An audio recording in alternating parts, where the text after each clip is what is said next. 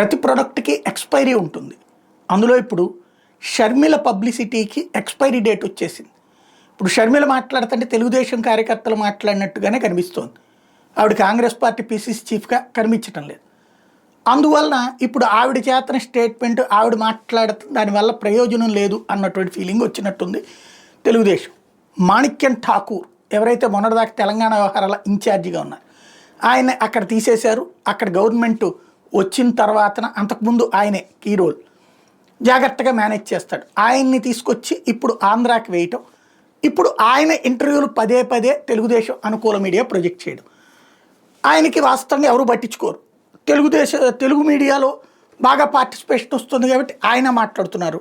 జగన్ని డైరెక్ట్గా టార్గెట్ చేస్తున్నారు. జగన్ అట్లాంటి వాడు ఇట్లాంటి వాడు అని. వాస్తవంగా ఈ మధ్యనే వైఎస్ఆర్ కాంగ్రెస్ పార్టీ కేడర్లో ఒక జగన్ మీద ఒత్తిడి పెరుగుతోంది. ఏమని, మనం 2014 నుంచి నువ్వు బీజేపీకి మద్దతు ఇస్తానే ఉన్నావు అన్నిట్లలో. అప్పుడు రాష్ట్రపతి ఎన్నికలు ప్రణబ్ ముఖర్జీకి మద్దతు ఇవ్వడం దగ్గర నుంచి, ఏది ఈవెన్ తెలుగుదేశం బీజేపీ కలిసి పోటీ చేస్తున్నా సరే నువ్వు అప్పుడు ప్రణబ్ ముఖర్జీకి మద్దతు ఇచ్చావు. ఆ రోజు నుంచి అంటే అప్పుడు కాంగ్రెస్ పార్టీకి సంబంధించినటువంటి నాయకుడైన మద్దతు ఇచ్చావు కాబట్టి మేము సంతోషపడ్డాం. ఆ తర్వాత చూస్తే రామ్నాథ్ కోవింద్కి మద్దతు ఇచ్చావు. ఆ తర్వాత చూస్తే మొన్నటిసారి ద్రౌపది ముర్ముకి మద్దతు ఇచ్చావు. అట్లాగే ప్రతి బిల్లుకి మద్దతు ఇచ్చావు, ఇంక్లూడింగ్ మైనార్టీలకు సంబంధించినటువంటి ఇష్యూస్ వచ్చినటువంటి వక్ఫ్ బిల్లు లాంటి వాటిలో కూడా మద్దతు ఇచ్చావు. ఎంత మద్దతు ఇచ్చినా కూడా వాళ్ళు తెలుగుదేశంతో జట్టుగట్టి నిన్ను దెబ్బకొట్టారు మనల్ని. మనం కాంగ్రెస్ నుంచి పుట్టుకొచ్చాం, కాంగ్రెస్ మూలాల నుంచి పుట్టుకొచ్చాం, ఎందుకు మనం కాంగ్రెస్ కూటమిలోకి ఉండకూడదు, ఎన్డీఏ కూటమిలోకి ఉండకూడదు అన్నటువంటిది రైజ్ అవుతూ వచ్చింది. ఆడ సోషల్ మీడియాలో చర్చ బిగినైంది.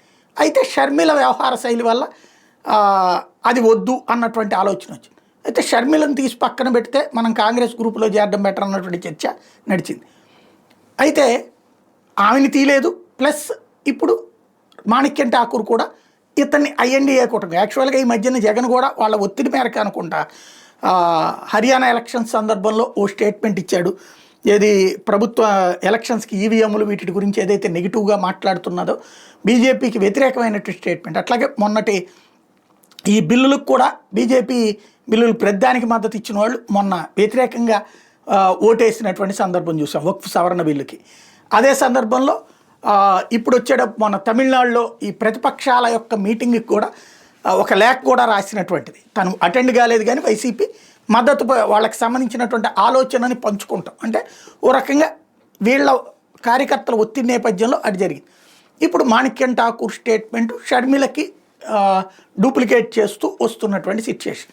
అంటే కాంగ్రెస్ పార్టీ ఇక జగన్ని రానియదు దగ్గరికి అన్నటువంటి సంకేతం. అదే సందర్భంలో భారతీయ జనతా పార్టీలోకి జగన్ వెళ్ళడు. భారతీయ జనతా పార్టీ కూటమిలోకి అట్లాగే తెలుగుదేశం జనసేన ఉంది కాబట్టి ఒకవేళ తెలుగుదేశం బయటికి వెళ్ళి నా జనసేన ఉంటుంది, లేదు అనుకుంటే ఇద్దరు వెళ్తే వెళ్ళినా కూడా వెళ్ళడు. క్రిందసారి కూడా వెళ్ళలేదు కదా, 19లో కానీ 14లో కానీ వెళ్ళడు.